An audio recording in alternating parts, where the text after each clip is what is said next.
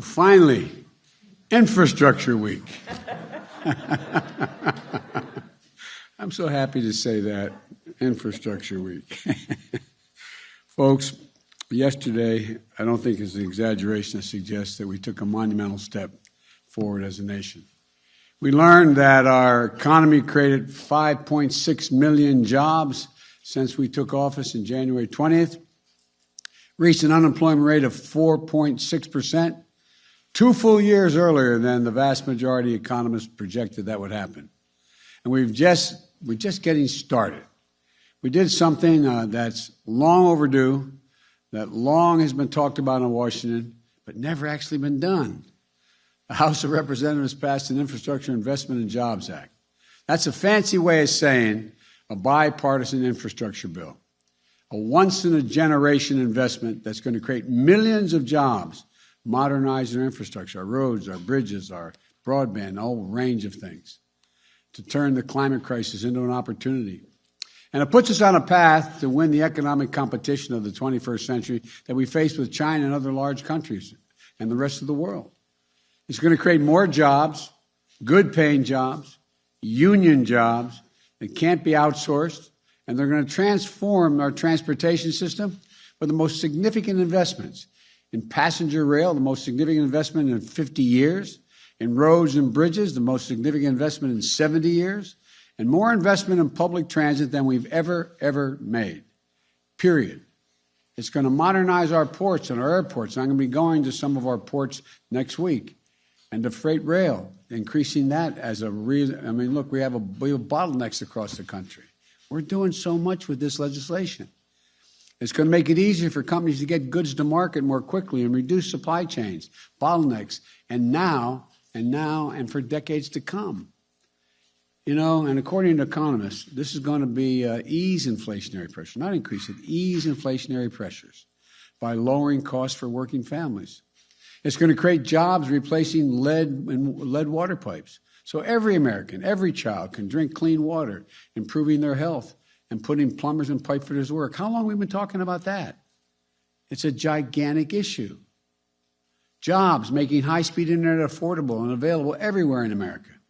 And you heard me say this before, but I apologize for repeating myself, but no parent should have to sit in the parking lot of a fast food restaurant so their child can do their homework because they have no internet connection except to go off of what's going on and with that internet connection from the fast food restaurant. This is going to make significant historic strides to take on the climate crisis. Some of you were with me when I was recently in Scotland at the COP26. What do people keep asking me? Are you going to fund this? Are you going to fund it? Are you really going to do what you're saying? Well, this gets along a big step along the way of doing it. We're going to build out the first ever national network of charging stations all across the country, over 500,000 of them, so that you can make a real, auto companies are made a commitment that we're going to make 50% of vehicles electric by 2030. So you'll be able to go across the whole darn country, from East Coast to West Coast. Just like you can stop at gas stations now. These charging stations will be available. We'll get America off the sidelines on manufacturing of solar panels, wind turbines, battery storage, energy and power for electric vehicles, from school buses to automobiles. And it will reward companies for paying good wages and for getting materials for their products from right here in America. And America exporting and providing the rest of the world with these technologies that are generated here in the United States as we go green around the world. It also makes historic investments in environmental cleanup and remediation. It builds up our resilience against superstorms and droughts and wildfires, hurricanes. You know, you've heard me say it again. I apologize for repeating myself, but $99 billion in losses last year because of climate crises. Not in America. $99 billion it cost the taxpayers of America. It represents a blinking red code out there for our nation. Vice President Harris and I look forward to having a formal signing ceremony for this bipartisan infrastructure soon. But I'm not doing it this weekend because I want people who work so hard to get this done, Democrats and Republicans, to be here when we sign it. But we're looking more forward to having shovels in the ground to begin rebuilding America. And for all of you at home who feel left behind and forgotten in an economy that's changing so rapidly, this bill is for you. The vast majority of the thousands of jobs that will be created don't require a college degree. There'll be jobs in every part of the country: red states, blue states, cities, small towns, rural communities, tribal communities. This is a blue-collar blueprint to rebuild America, and it's long overdue. I'm also proud that the House took a big step forward to pass my Build Back Better Act, which for the week of November 15th, they're going to be taken up. They went through the procedural mechanisms to ensure that occurs. Let me be clear. We will pass this in the House, and we'll pass it in the Senate.